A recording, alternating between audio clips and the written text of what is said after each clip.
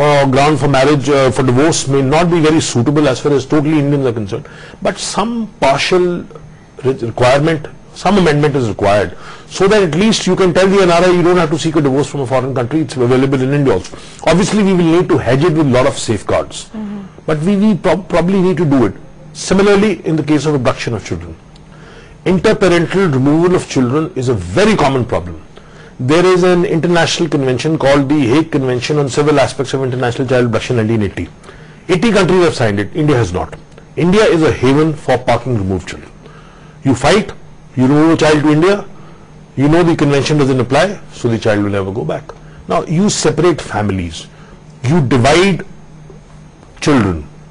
This kind of an issue is causing a lot of heartburning. And we really, our government really at the central level needs to look at these problems in a substantial way. Likewise, maintenance. We have 30,000 plus abandoned brides in Punjab.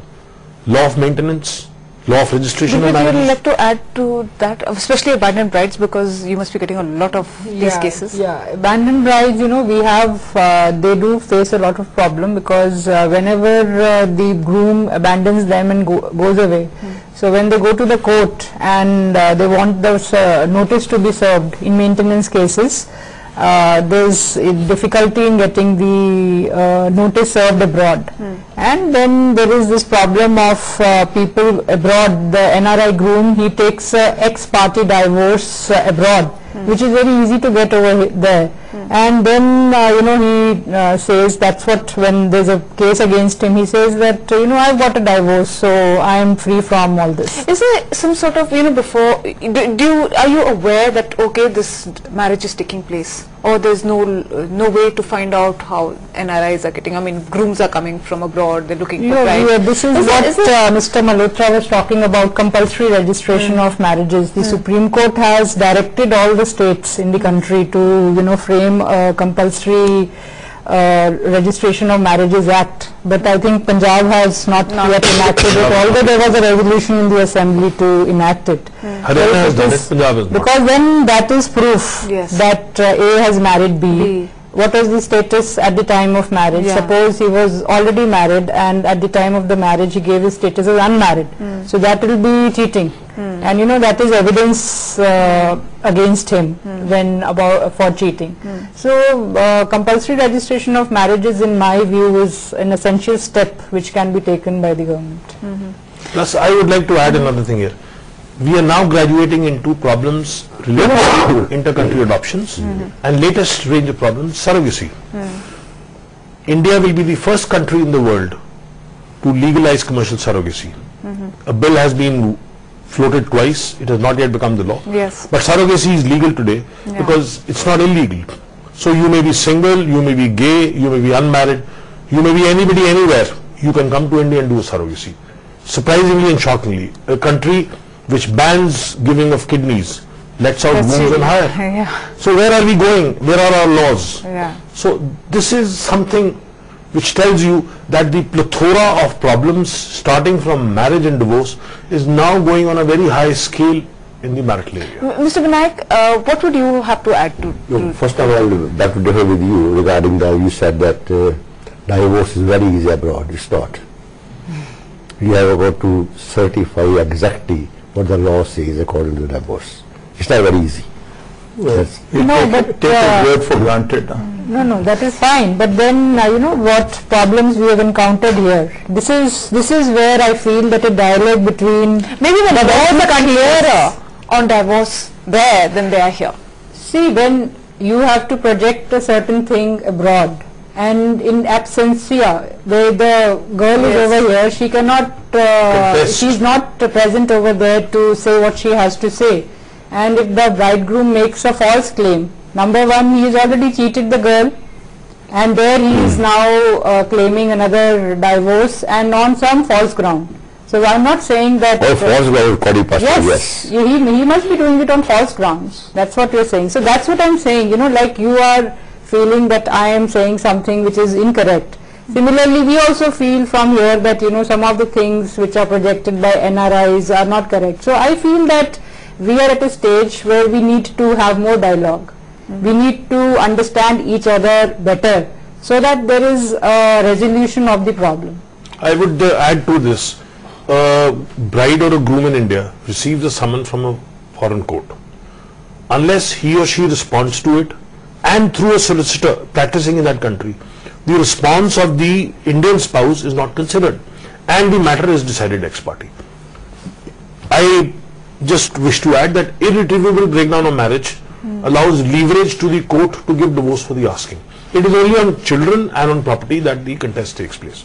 So the difficulty, as you very rightly put, and as Mr. Vinayak has said, there is a requirement of reconciliation.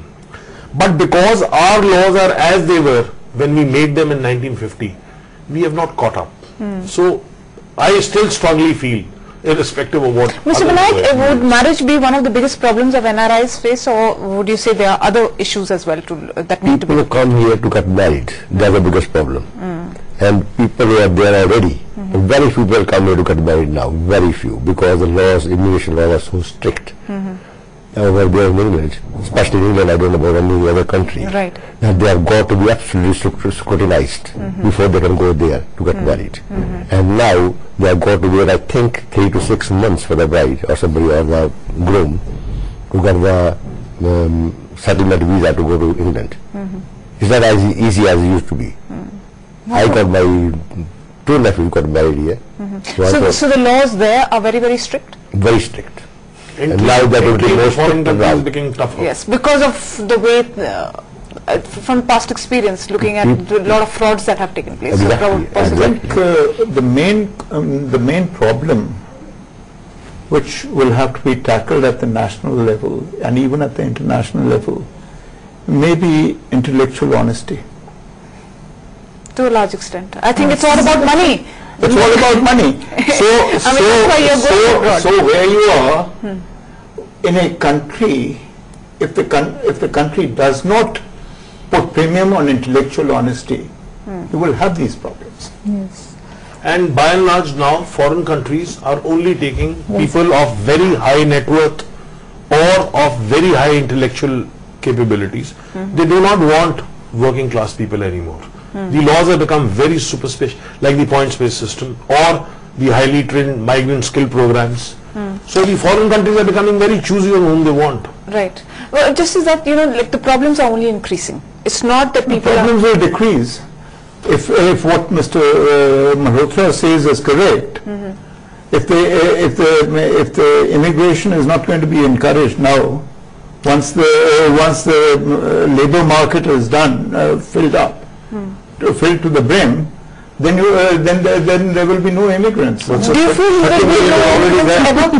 No, that is a problem which becomes a problem which can be solved only by what I've said. People have got to be intellectually honest to themselves as well as to their spouses. No, when you are And to the country. when you say intellectual honesty, because the first reason why people are going abroad is for the lure of money. Right. I mean, what else are you going there for? That is right. But when they try and cheat on their wives, Okay. that is lack of intellectual honesty. Right. There is lack of respect to the relationship. Do you feel, Gurpreet, if I bring you here, do you feel at the end of the day there's a whole distortion, reality distortion on honesty, and at the end of the day, because I've already chosen money over everything else?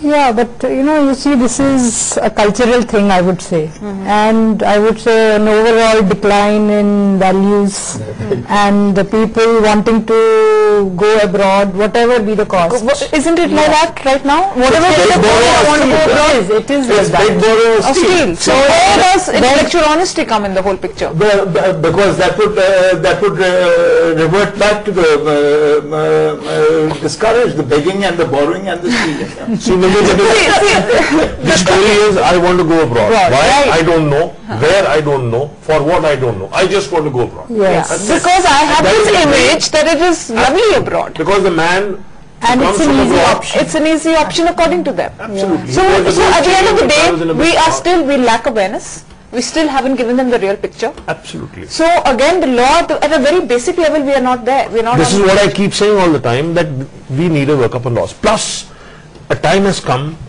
for changing the social thinking. It will take a quarter of a century before the mindsets change, before opportunities and avenues are available to people for employment and remuneration in India. But you have to change the mindset. Yes. What you can So do. I think I give you a very we good have that. instance. When we were able to bring back 64 boys from Iraq who landed up in minefields clearing Right. ammunition. Right. And when we interacted with them, the Punjab Legal Services Authority did a very good job at the Judicial Academy in turning them into ambassadors of human change. My only suggestion to them was, if you could raise money to go abroad, survive there for 7 months without any wages, under armed guards, and then find a way to come back, you are capable, competent and eligible to earn a livelihood in India by the sheer dint of your hard work. Chug it up. And one of the boys, Zorawar Singh, came up to say that 3 days ago he managed to get almost 16 boys off a flight to Iraq. This is awakening. So, but also because the state at the end of the day has failed them. You see, And they're not sweet enough to find something. State has not taken these causes. So that was my remedy. I was wondering whether the state will wake up. Administration Ma'am, or what I said earlier was, and it would be somewhere in 99, I said all these travel agents should be forced to portray to put forward the correct picture of the Yes. things abroad. Well, why are we still waiting to get the picture brought?